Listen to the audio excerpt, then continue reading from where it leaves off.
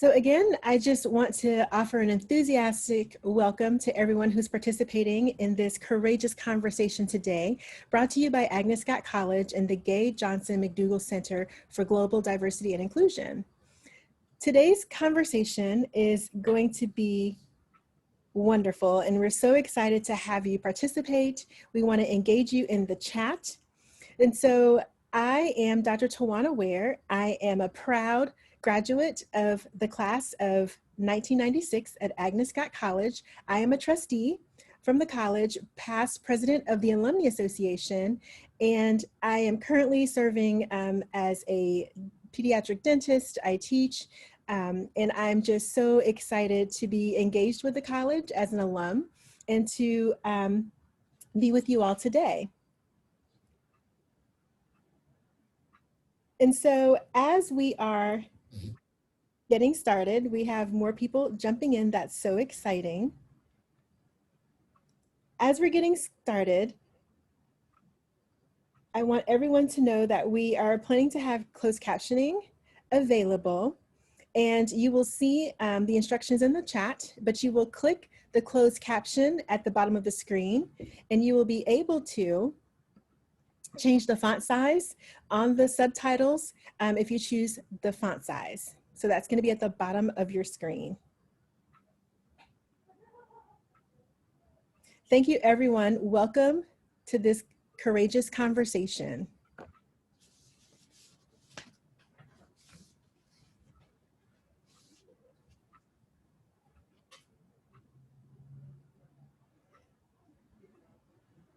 And since we have a couple of minutes before we dive into this conversation, I just want people to say hello in the chat. A few friends have.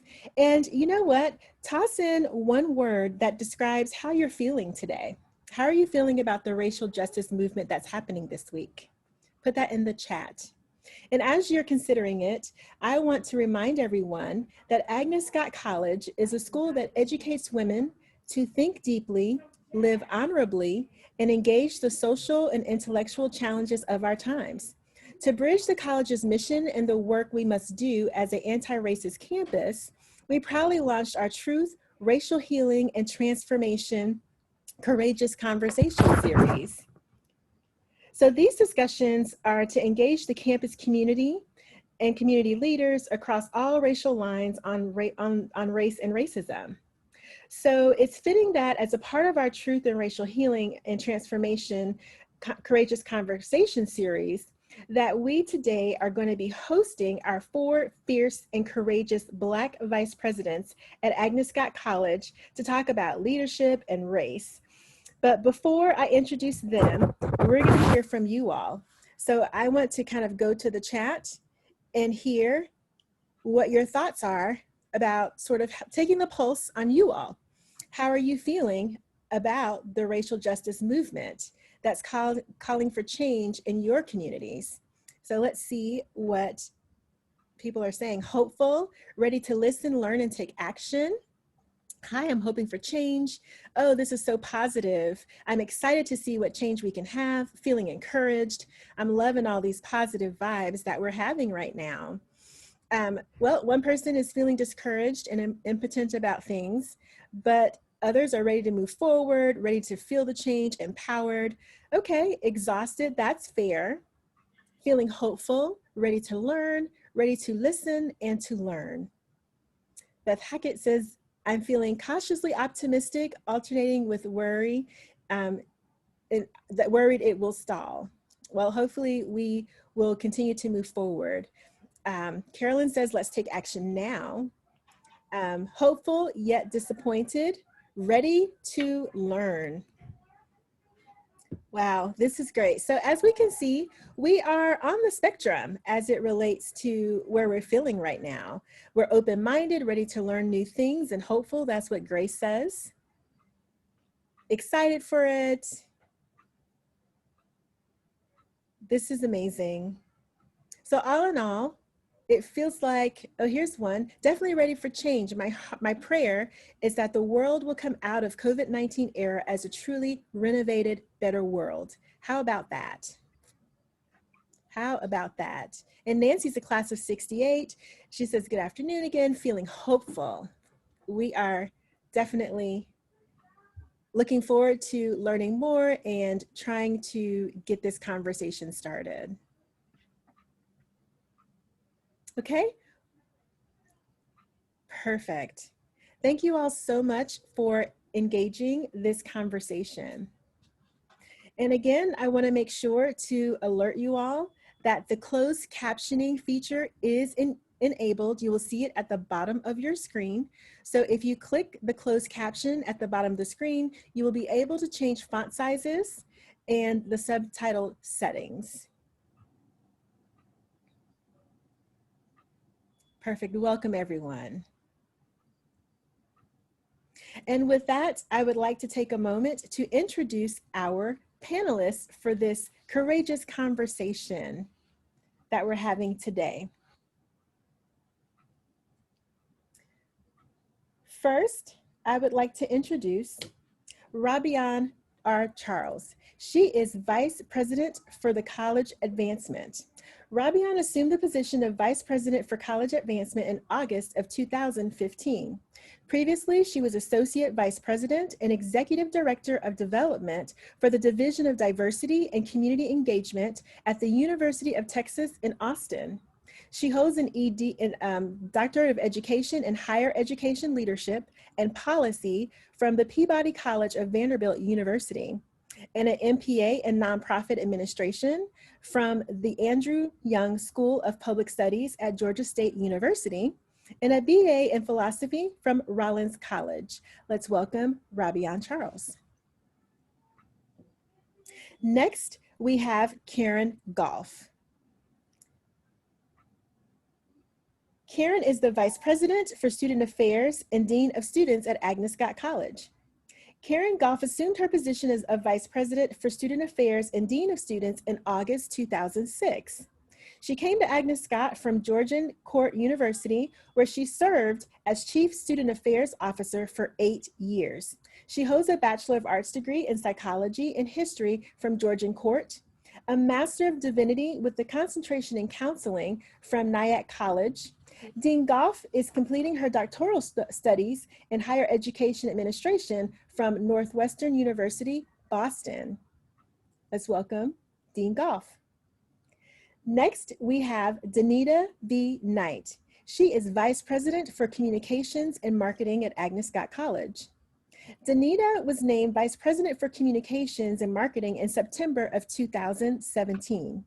A former chair of the board of the Atlanta Women's Foundation, she has held senior positions in public health and communications at the NCAA, Anthem Incorporated, the Indianapolis Chamber of Commerce, the Council of State Governments, and the United Way of Central Iowa. She is a graduate of the University of Missouri-Columbia School of Journalism, where she majored in broadcast television journalism. So welcome. Yves-Rose Porcena. She is the Vice President for Equity and Inclusion at Agnes Scott College. Yves-Rose joined Agnes Scott College in July of 2019 as the college's inaugural Vice President for Equity and Inclusion. She previously served as a Chief Diversity Officer at University of West Georgia. She holds a doctorate in business administration from Coles College of Business at Kennesaw State University, a Master of Arts in Law and Diplomacy from the Fletcher School of Law and Diplomacy at Tufts University, and a Bachelor of Art in Economics from Emmanuel College, Boston.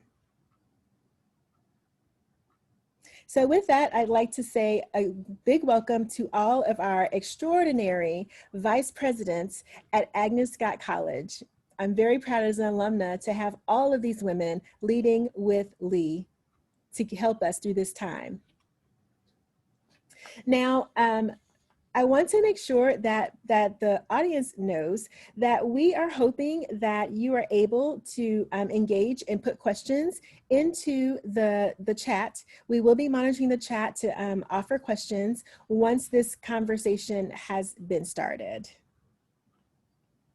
And we encourage you to go ahead and add your name. If you're shy, we totally understand it, but add your name and maybe also list the person that you would like to address your question or your concern. And so that way we will be able to have some updated information for you and be able to address your concerns. So as we begin this conversation with everyone, I can see all of your lovely faces. Welcome. As we begin this conversation, Yves-Rose, let's start with some context around this situation that's happening today. This webinar was originally scheduled for September the 16th. Why was it moved today? Can we start there? Sure. See, that's because when we say we engage the challenges of our times at Agnes College, we don't just mean times as in periods of times. We mean actual time as in every moment.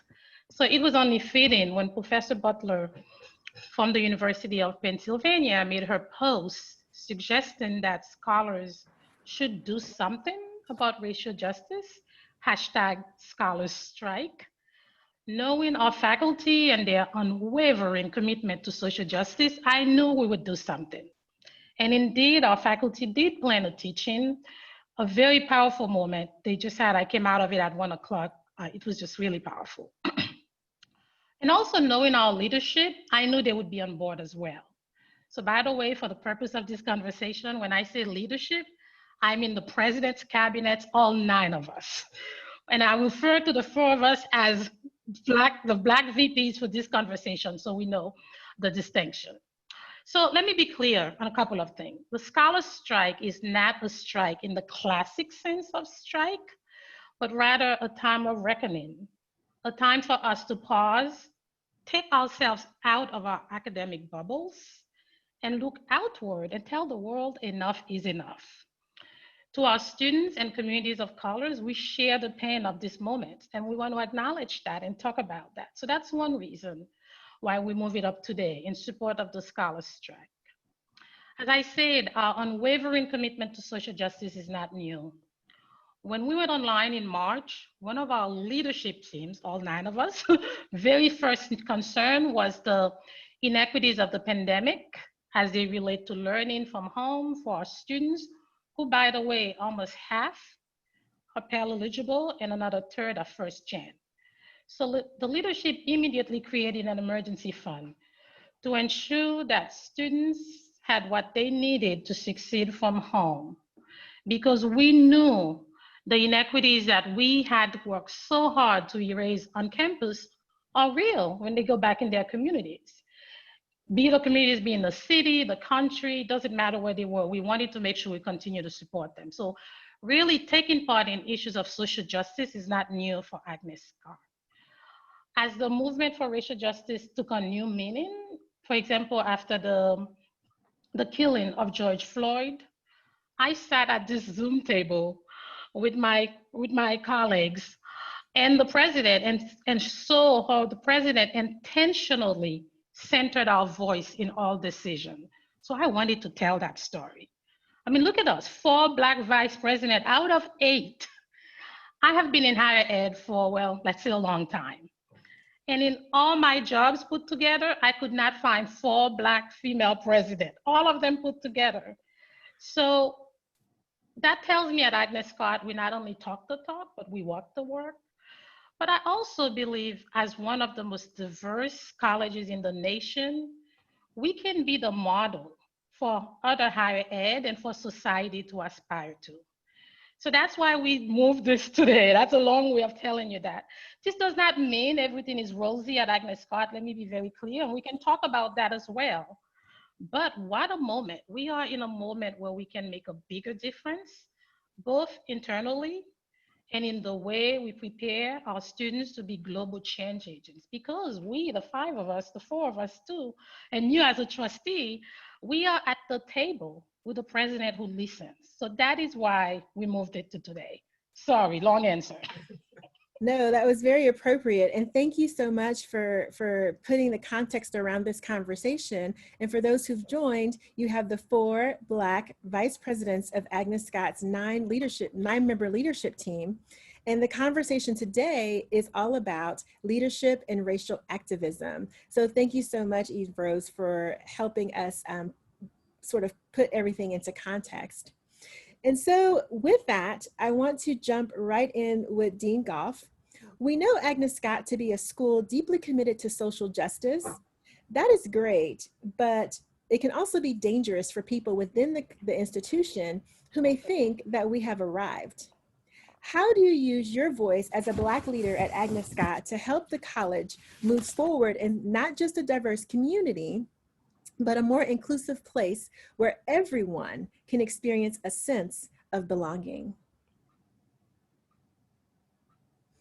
You're muted, Dean Goff. I'm rarely muted, so anyone who knows me, saying, okay, unmute yourself. This is a this is a great question, Dr. Ware, and thank you so much for asking it. And I'm so glad that Yves-Rose took the time to acknowledge our leadership. And I certainly want to be able to do that with President Zach, who is recovering quite well from COVID-19. But I really want to acknowledge her leadership in really embracing us and centering our voices at this time. I do believe if real change is going to take place, it must start from the top.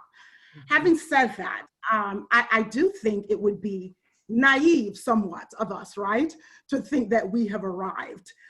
There is just so much work to be done. And oftentimes, yes, we celebrate our diversity at Agnes Scott, but diversity is just not represented in our numbers. This is not a numbers game, because you can have 60% of your student body be students of color and still talk with them, and they don't feel a sense of belonging.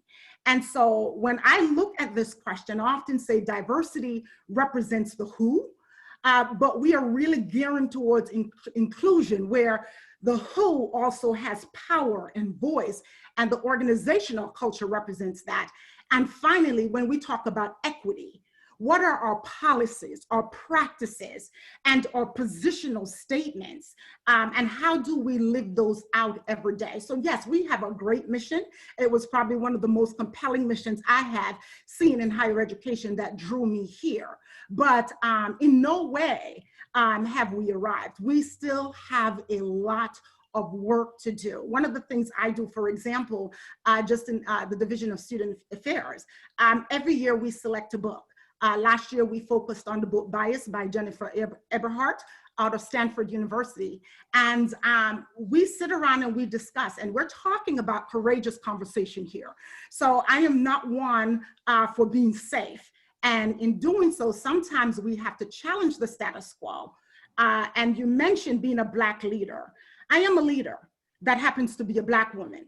And so as a leader and an inclusive one, I am always looking around and asking, who is not present at the table? And yes, it's great, and we're to be applauded. This is almost history making at a small liberal arts college, indicated that you would find 4 Black women. But the truth is, we have to ask, where are our Latinx folks? How do we center the voices of our LGBTQIA+? What are we doing when we say Black Lives Matter? Who does that encompass? How are we taking care of those who are not positionally at the table? And so I want to say, no, we've not arrived. We have a lot of work to do, but I'm glad about the progress that we've made and where we're headed. Yes, thank you so much for framing the context around what is the courageous conversation around diversity and equity and the work that we need to do moving forward. So thank you for that. And so moving along, and others can chime in as we are having this conversation, but I want to shift to Robiaun. There is an invisible labor that is expected but not recognized from BIPOC faculty and staff members. So Black, Indigenous, and or people of color. Can you talk a bit about those experiences and what other BIPOC faculty and staff can do to ensure that they are not burdened with this? Yes, thank you so much. Great to see you, Dr. Ware, Tawana, and everyone who's joined us today. It is just a pleasure to be able to bring my voice and specifically my experiences, which are unique to me, to the conversation. So I firmly believe that there is an invisible labor that exists on the part or by Black, Indigenous, and people of color, specifically speaking within this context, and in the context of higher education, and being on a campus such as Agnes Scott. And just to make sure that we're all on the same page in terms of what I'm speaking about, and my understanding of the question in terms of the invisible labor. It's the work that's not on your position description that as a Black person or an Indigenous or person of color that you can take up or often asked to take up by students and sometimes other faculty and staff, and in some respects are expected to do. So it's the mentoring of students of color. It might be specifically Black students if you're a Black faculty or staff member. It's the mentoring of junior faculty members. It's the expectation and the hope that you'll be the inspirators to others on campus. Again, not on your job description, around issues related to race and ethnicity, since that's what we're talking about today. I would also say it has to do with, or can have to do with, being looked to as the person to raise the racial and ethnic consciousness of the institution. That's a lot. That's a lot to be asked to do, and asked either in spoken or unspoken terms. And so it's something that I have personally experienced. And I think that in times like the ones that we are in right now, the one that we are in right now, as there are racial incidents being highlighted across the country, this invisible labor is the expectation becomes greater. In some respects, and actually it becomes more visible, which comes with its own set of challenges. Now, with all of that said, I actually, I don't believe, or I don't think of it as a burden per se. That's me personally. I see it as a responsibility that I have, because I know that there are many who did the invisible labor needed or necessary for me to be a part of this conversation today and speaking to you as a vice president in institutional or for college advancement. And so without that labor that they did, I would not be here. But it is important to, even though I don't see it as a burden, it is important to manage it, I think. And so for me, what I have done personally and what I've encouraged others to do in terms of managing this invisible labor is to be honest about the times when you need to step away from it. And know personally that it's okay to take that time to step away and recharge, because we're all human, even with the responsibilities that we have, and that can be hard to do sometimes, especially when you are convicted and feel very strongly to help others. Wow, thank you so much for sharing that sort of definition. I mean, I feel like right now we're definitely delving into some terms and some experiences to help set the conversation for those who are listening. So many people, when we did the pulse of the audience, wanted to learn more. And so, so I think that it's critical that everyone understands the invisible labor that you're discussing that's on the shoulders of every BIPOC. And someone said, what is that? Black, Indigenous, and People of Color, BIPOC. Individual on campus. And even it extends to our students. Even right now we're talking about faculty and staff, but like the senior students to the more early students, you know, the first year and the second and the sophomore students. So thank you so much for sharing that. And for those of you who have joined, we are having this fabulous discussion on leadership and racial activism with the 4 female Black vice presidents at Agnes Scott College, my alma mater. And so as we're continuing a bit when we're talking about lessons learned, Danita, I would love for you to share what is one significant lesson that you have learned as a Black woman in your position?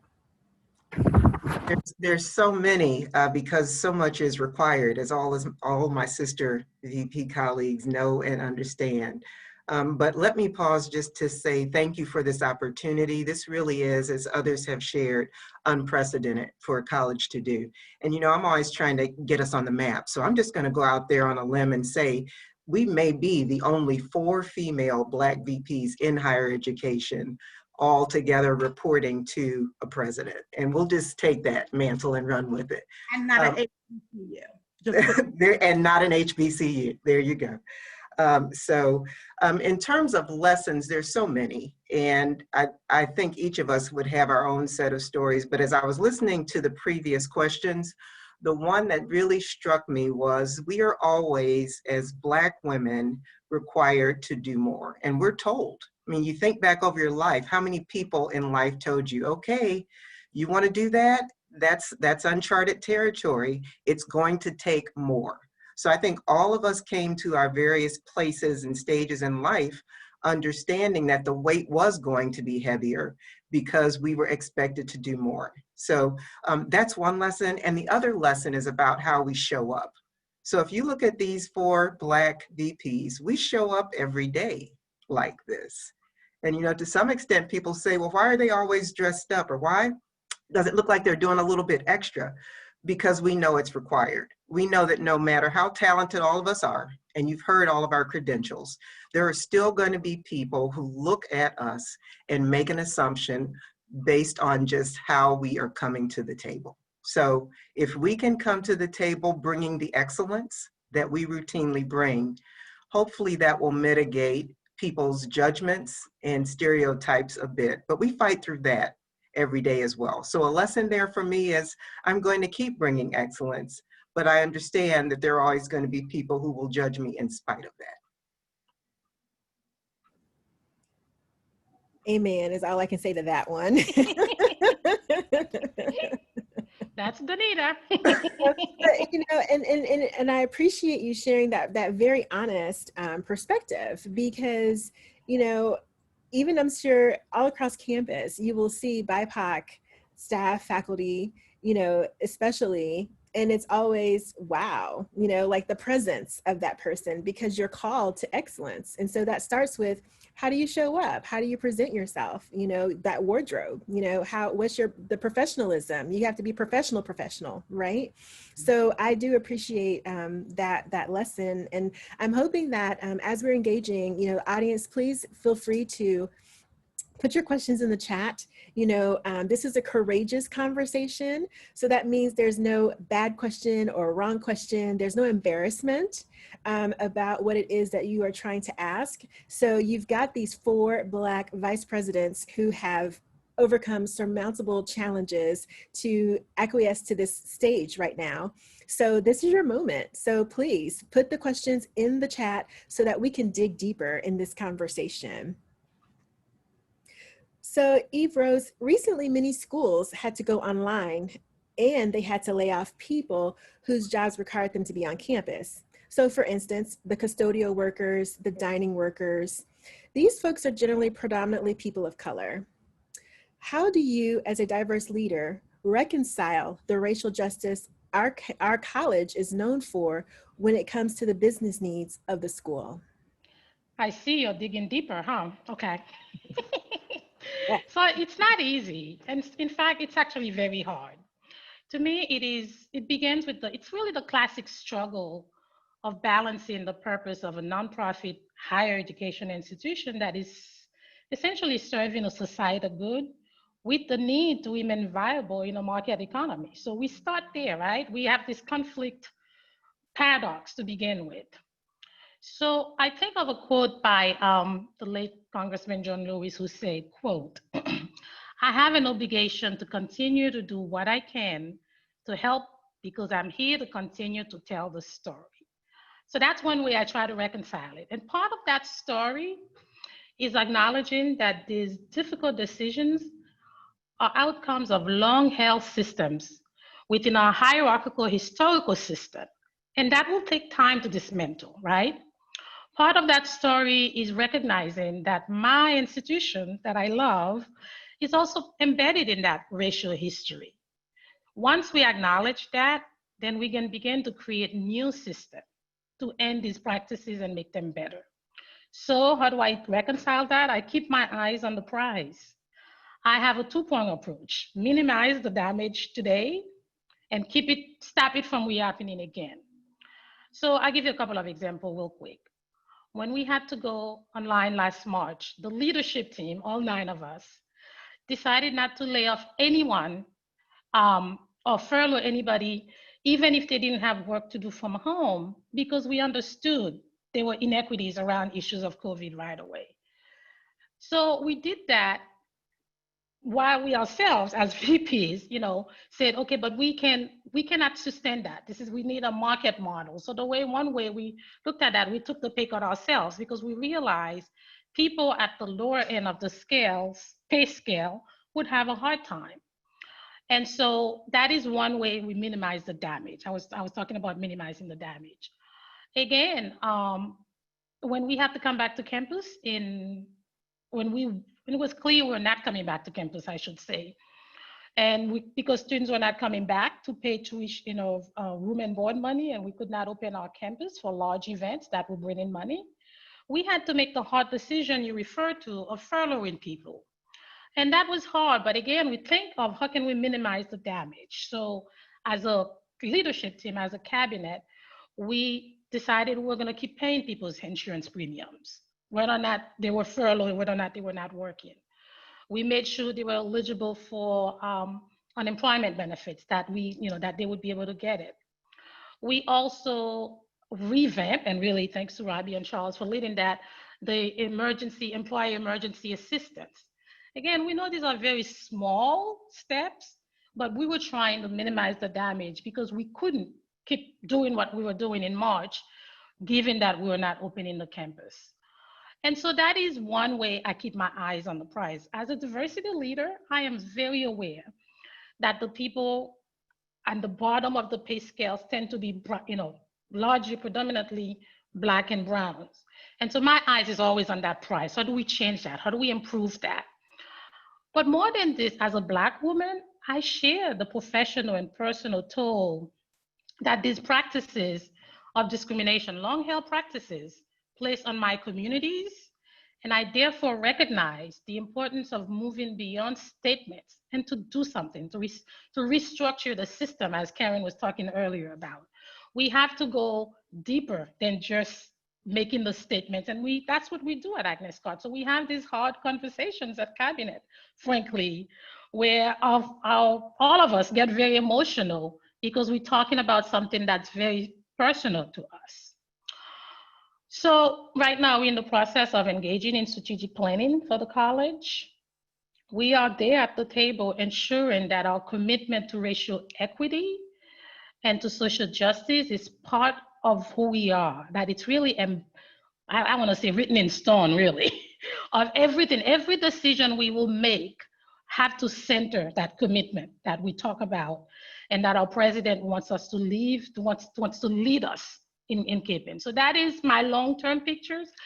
I try to keep my eyes on the prize, as I said, but when I think about it, what a time to be in, right? What a moment for me and my colleagues to be in here, to be able to reshape that conversation completely and chart a new course for history. So those long-held practices can be dismantled and we can start with new systems. So that's how I reconcile it, Dr. Ware.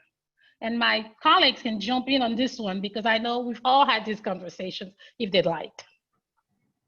Well, I think, at a certain stage of life, we've talked about this as a group of colleagues quite a bit, a certain stage in your life, your work becomes more than just work. Your work becomes your mission, your work becomes your personal ministry, because you realize you're called at such a moment like this to be part of a solution, as Yves-Rose shared so beautifully. So that is its own weight that we all carry, but that's a particular kind of weight that we choose to carry. Many weights are those that we don't choose, yet we still carry them. So I think what you're hearing and seeing and feeling from all of us is a personal commitment, knowing that this is just bigger than the four of us being at the table with other colleagues. We're here to make a difference. We're here to make something happen. I think that's well said, Danita. I personally enjoy my cabinet colleagues. I just think it's a really robust place where we wrestle with decisions. Decisions are not made flippantly. In fact, I think sometimes it might seem we're taking a long time, and it's because there's so much deliberation and discussion. Because we understand that it's not just about the intangibles, but people matter. And the fact is that we know what decisions we make are going to impact the people that we serve. So I operate from a servant leadership model of leadership. And so the question is always asked, okay, great, what is going to be the impact? Now we understand all the intent we have, all the good intentions, we know we have to do it, the business model, all of that. But if that's what it came down to, and that's all we had to do, I think we would be in the wrong business of education. Yeah. Because you cannot have the conversation about social mobility and the upward trajectory of people's lives and still not be able to practice it, in your mission, in your values. So I just go back to what both Yves-Rose and Danita said. Sometimes these are difficult conversations, and I am glad that we're in a place and we have a leadership team where we do not avoid the difficult conversations.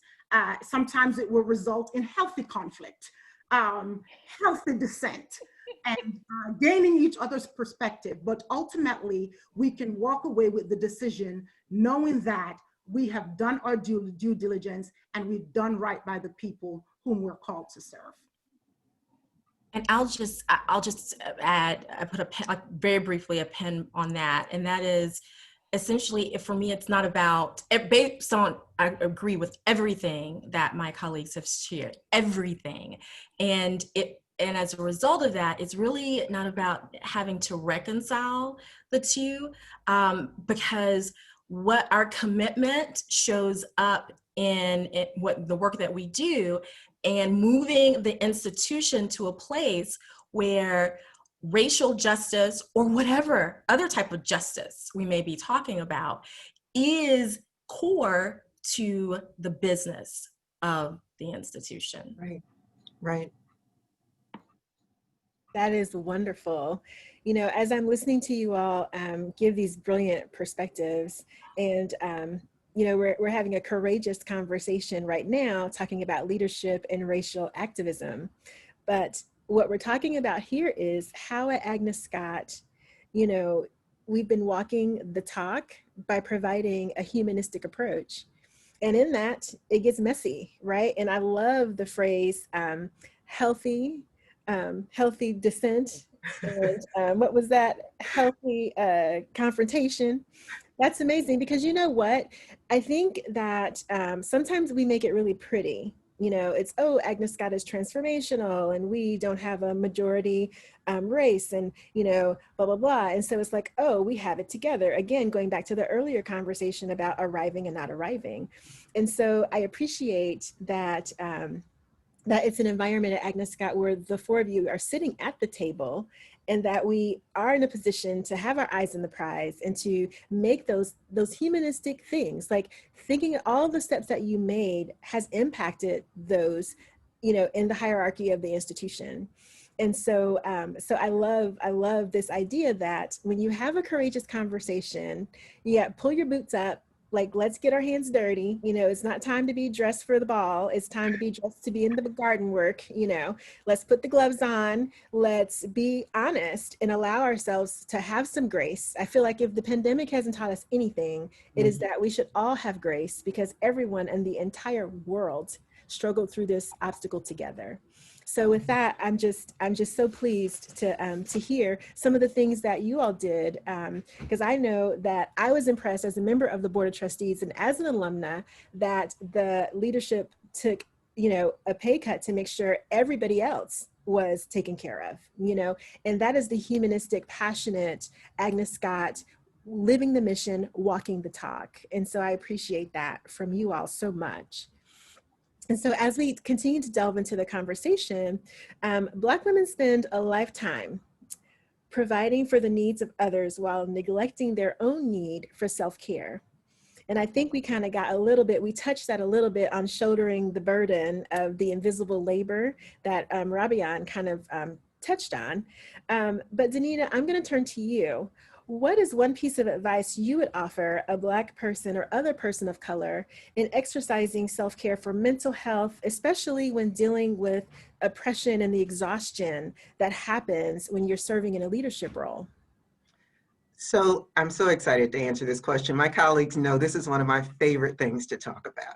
Up until recently, I was actually the Weight Watcher meeting leader on our campus. And that was a bonus that came along with me joining the staff because I had been in that space for a number of years. And I just decided I didn't want to let it go. I wanted to continue it at Agnes Scott.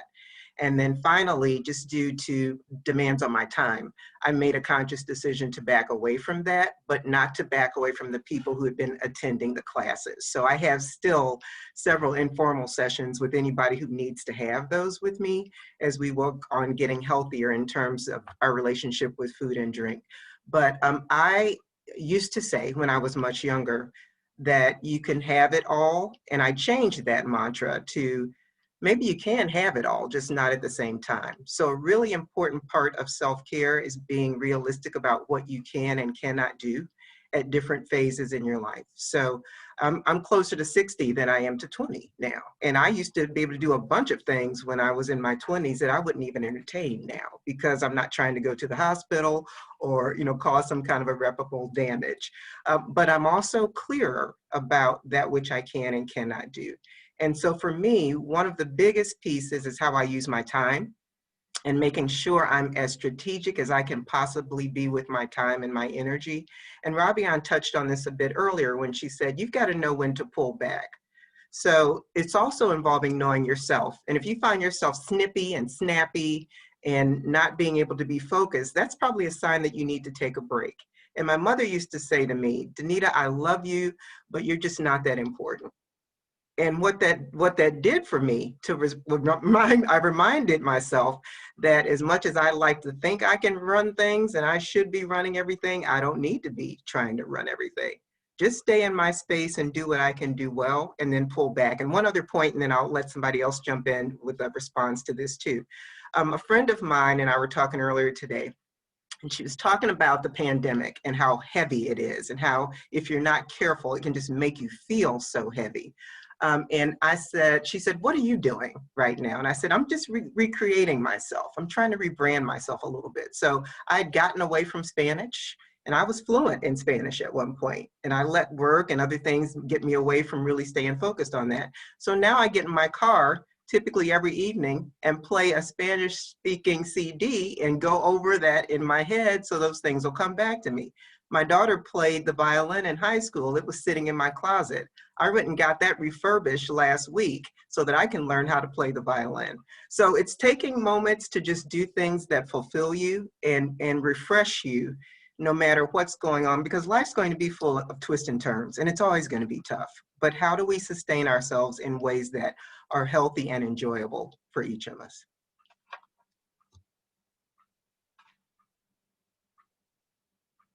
I'm muted.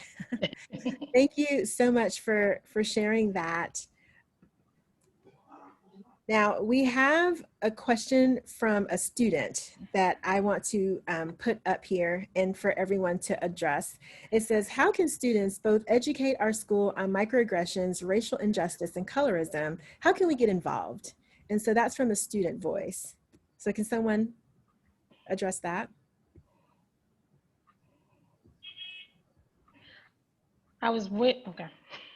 No, you know, our students are already, I would say, quite involved. But one of the things I am most proud of is when the Student Government Association brought forward to the cabinet last year, you know, in essence, asking that we put in place trainings around you know, racial inequities, different forms of microaggressions, mislabeling people, focusing on students with disabilities and making our campus more accessible. And I think that is a great way to start. Those are our student leaders really modeling the way and practicing the kind of inclusive leadership that we're talking about. But I think I would just encourage students to, you know, find the thing or those things that really are natural to you, or the causes that you're naturally inclined to do, because you cannot do everything. That's right. And once you have discovered what that cause is, then you come forth with a plan of action. You can always go to the myriad of resources available to you on campus. You could go to the Center for Diversity and Inclusion. You could work with people within the Division of Student Affairs, or even in academic affairs, and so many in your classroom, the things that you want to see, the kind of actions that you want to see come forward, just bring them forward and we will work with you. I'll give you a classic example. Had a student a few years ago, I just happened to have wandered into the Center for Student Involvement. And the student was sitting there and having a conversation with Jennifer Duncan, and they were talking about being a first generation student, a Black student from New York, and just not feeling a sense of belonging on our campus and what she needed to do and so forth. And I said to her, what are you gonna do about it? And you know, at first she kind of looked at me like, what do you mean what I'm gonna do about it? And I said, well, clearly this is something that's needed. Out of that was born Pathmakers, that was founded by Sierra Thomas. And I went to the reception last week and I'm watching these students who are creating and making pathways for other first generation students who might show up on our campus and might be feeling the same sense of isolation. So that's what I mean, is find what is that thing that inspires you, that sparks you, that you're passionate about, that you want to see a change, and then enact that change. And there are people on campus like myself to be able to come alongside you and make it happen. Thank you so much for addressing that. And that was Destiny Tisdale. I think it's important that we acknowledge the student voices because they are also leaders and they are the future. And so as we are getting more questions, there are so many questions, so many fabulous questions that's out there. And we know there's a lot of wisdom in the audience. And so before we move forward with taking additional questions, I would like for us to put up into the chat. We would love to hear from you, from the audience. So we have a slide that we're going to show.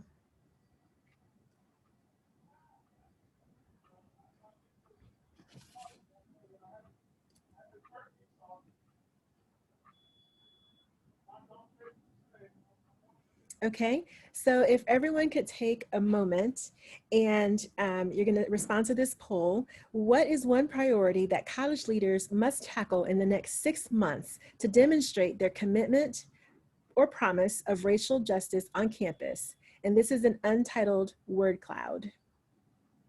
So please respond, text your message. You can text Agnes Scott D1010 to 22333 wants to join. And so text it in because we are very excited to see what comes from that word cloud.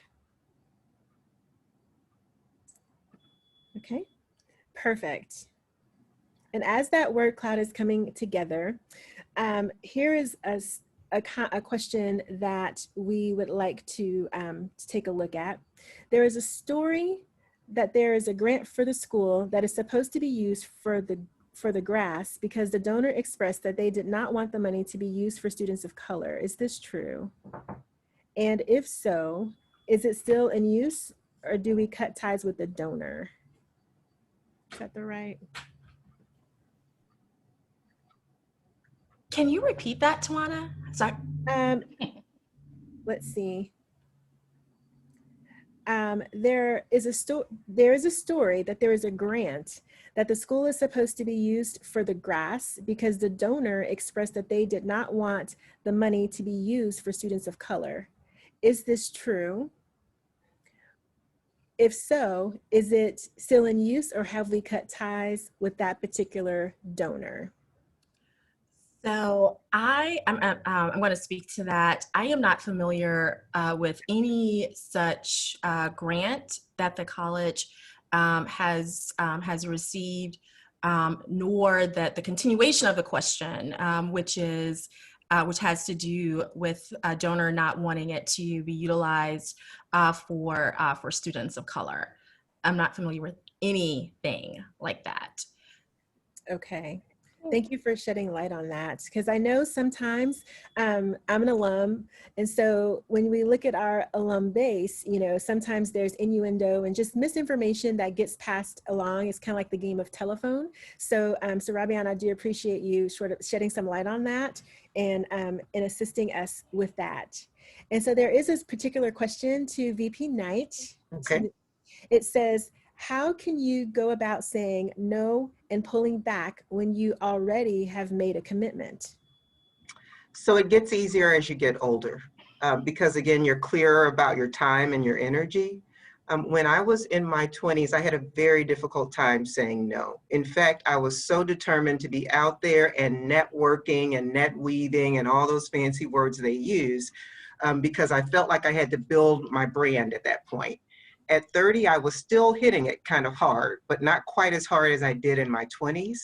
At 40s, when I felt like my personal brand had been established, and for me, that is always being in a space where I'm doing something on behalf of women and girls.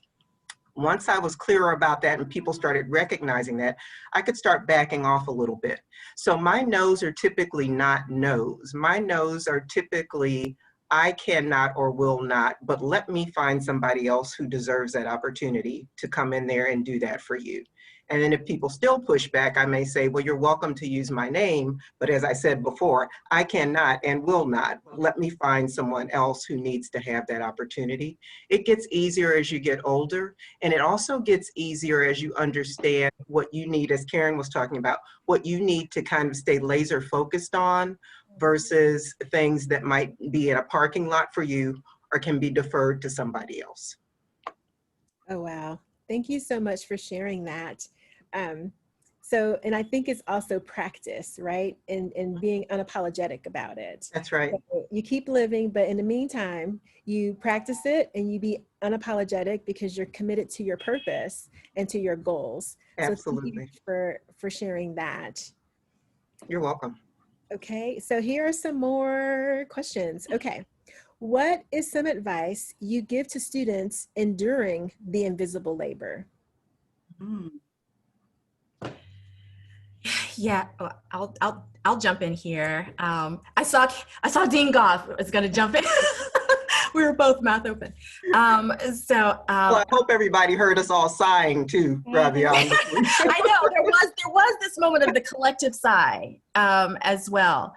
So, you know, actually, I think that the advice to, or what I would say, my advice is around invisible labor and the responsibility or burden, depending on how you want to look at it, for students for me is actually the same for for those who are not students. Because at core, the issue or the challenges are the same, and I cannot emphasize enough, maybe even more so for students, how important it is to ensure that you step away when you feel that when you're not getting the oxygen that you need, when you feel your breath becoming, to speak metaphorically, becoming more shallow, for you to step off and step away, and to know that that's okay. Now, what you do when you step off or step away, I would pick up on something that Danita, or point to something that Danita said in terms of, that can look different depending on what drives you, what you're passionate about, what's important to you. But it's so critical for you to do that. I was having a conversation recently with some family members who are, and it includes some young people who are in college, and they were, and they were speaking, about, to a person, speaking to how it's a lot for them right now. It's the overwhelming managing what's happening in the world, and you can fill in the blank there outside of Agnes Scott, for the institutions that they were attending, as well as what's happening with them with their schoolwork, trying to manage doing schoolwork either virtually or remotely, being concerned about family, and then you put on top of it what I was speaking about in terms of invisible labor, and feeling that drive and responsibility may absolutely be there. And I think it's important to answer that call of responsibility. But when your oxygen is low, step off and step away, because you do no good to whatever it is that you're seeking, the cause that you're seeking to move forward or elevate, if you are not in a healthy, or as healthy a space as possible. And so just taking those moments, you have to do it. And Robiaun, thank you for that. And Tawana, I'd just like to build on all that Robiaun just shared, to just share an observation too. There are so many angry, exhausted, worn out women of color who have depleted themselves by giving to everybody but themselves. And so it gets back to that point of how we replenish, and what things do we do to bring ourselves joy, knowing that we need to take a break from the weight, as Robiaun said so beautifully. Yeah, I just want to add, and very briefly, there is such a thing as racial battle fatigue. Mm-hmm. And you're going to hear all of us pretty much say the same thing. It's like I tell people, it's student affairs, and they said, oh, how could you have done that so long? And I said, you need to find the rhythm of your life. Yeah. And once you find a rhythm, you have to know the ebb and flow. Pay attention to your body. You will start to see, things that are psychosomatic manifesting itself. Pay attention to that. If you are running on fumes and you are empty, you cannot serve effectively. And so I say to people all the time, if you're tired, if you feel you're not present or you are not your best, then go and rest. Get yourself recharged, refuel, take the time that you need, because racial battle fatigue, it's real. Yeah, it sure is. Wow, this is a wonderful dynamic conversation. I just appreciate everything that you all just said, but racial battle fatigue, that's one that I wrote down because I had never heard that phrase before, but how eloquent and how descriptive is that if I think about my own self and when I'm trying to figure out what I feel, that's such a beautiful way of expressing it and finding that balance again. We keep kind of, we're women, women in leadership. And so that balance, you can't be all things to all people if your cup is empty. Oprah Winfrey always says that. So I do want to acknowledge the word cloud. It says the question on the table from the audience was, what is one priority that the college leaders must tackle in the next 6 months to demonstrate their commitment / promise of racial justice on campus? And we see some of the big words is living wage, equal, abolish police, staff, faculty, campus, decolonize, diversifying conversations, healing, engagement, created, change, toxic, education, brutality, action, full-time employment situations, no guns, awareness, indigenous studies, pay. So intentionally listen, that's a good one. Work, consensus building, mobility, curriculum. So I think that the word cloud from the audience is really giving a wonderful pulse as we have engaged. We began with how people were feeling before we started the conversation. And as we consider this word cloud, I think that we are delving deeper into some of the thoughts that people have had. And so as we're continuing this conversation and going to be coming close to a wrap up of things, I wanted to go back to a question for Dean Goff. One of the questions was, how do you approach speaking up for issues you believe in when you have a seat at the table? Well, speaking up is not my problem.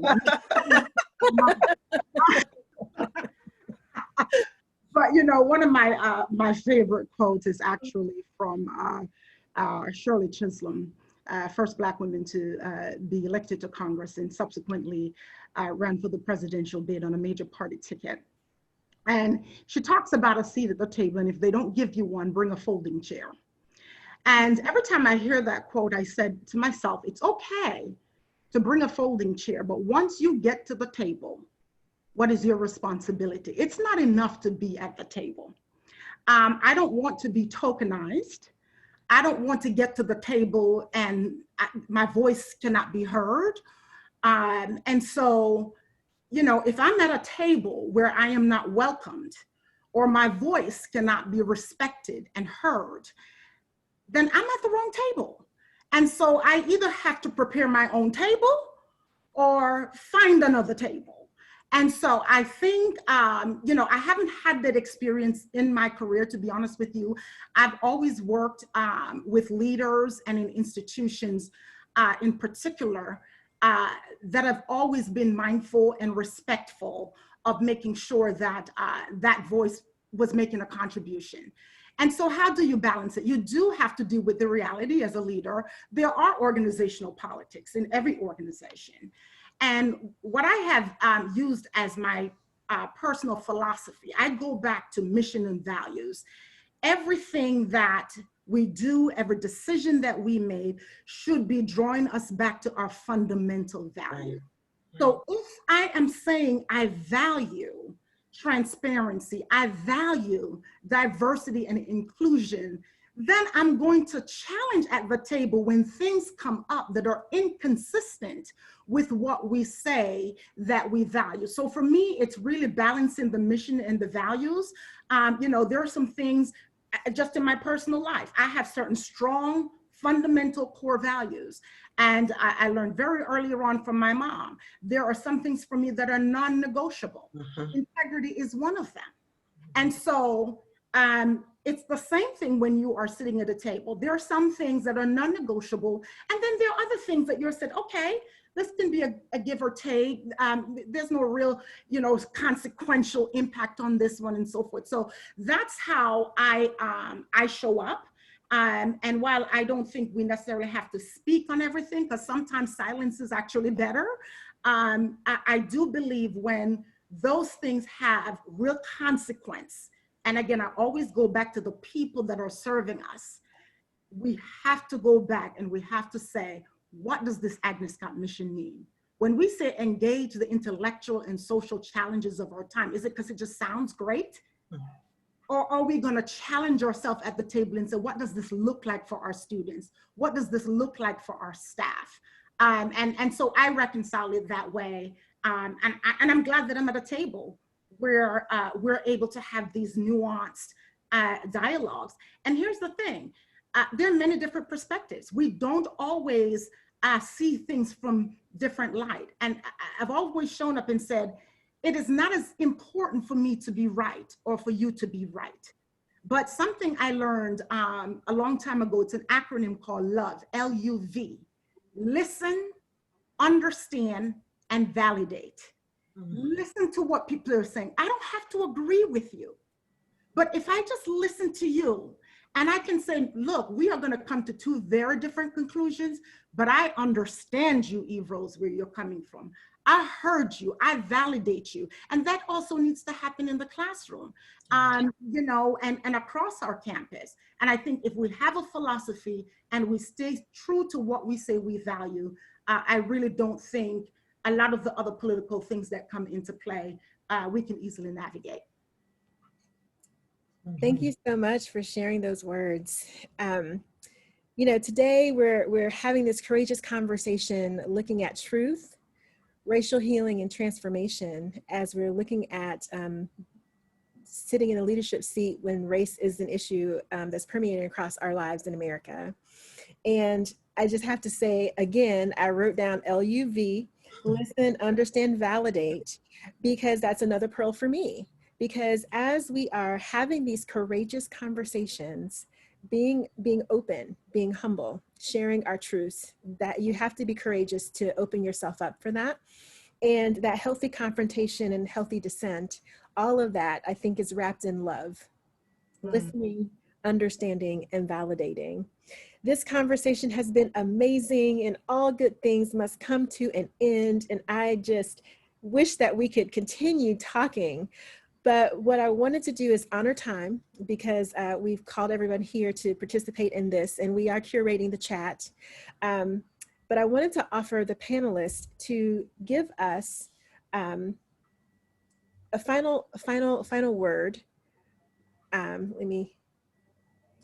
what I would like for you to kind of think about as you're giving us your final thoughts as we draw to a close, what would you most like to be remembered for when you are reminiscing about your time at Agnes Scott during the times of demands for social justice?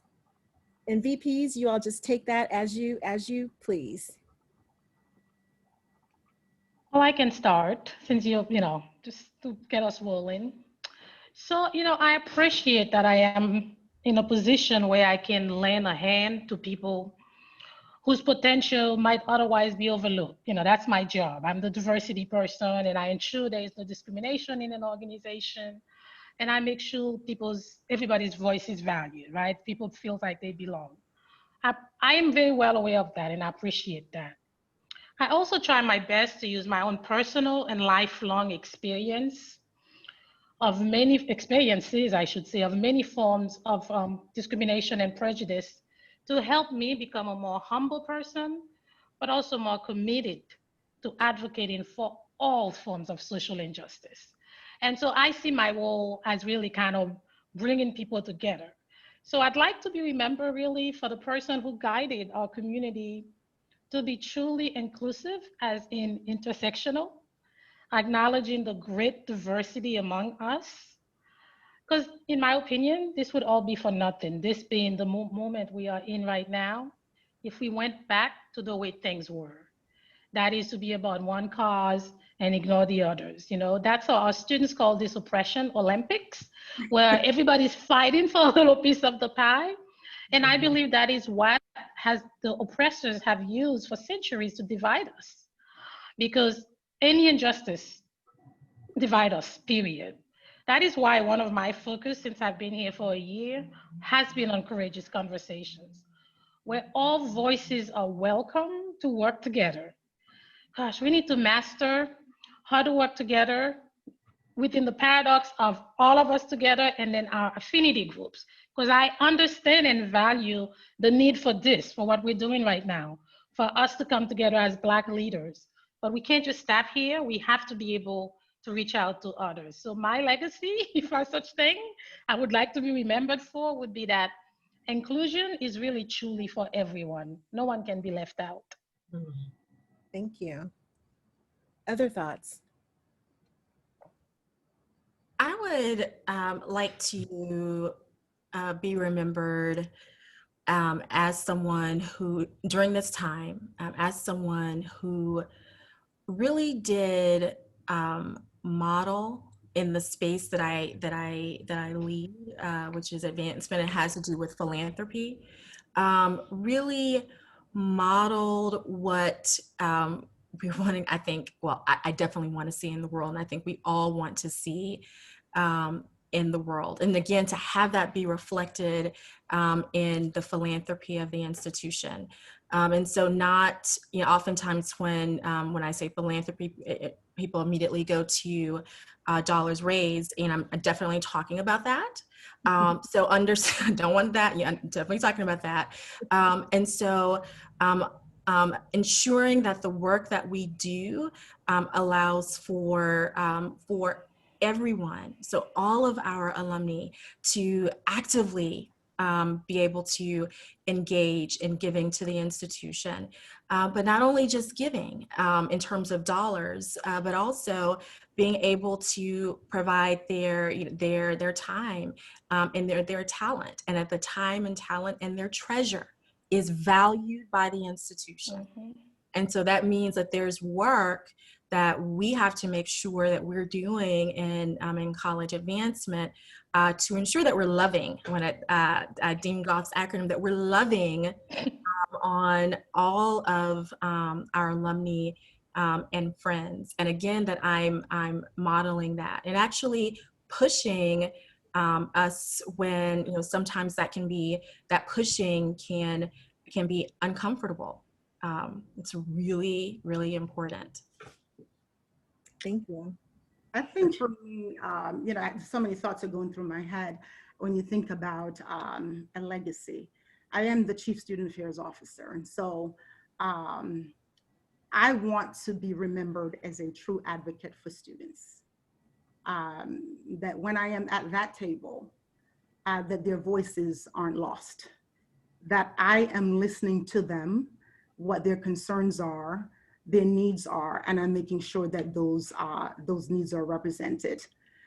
Beyond that, I am a keen believer in the developer of people.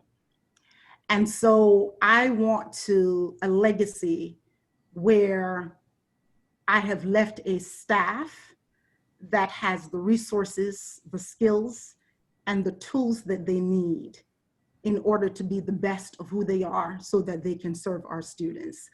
That's what I would like my legacy to be.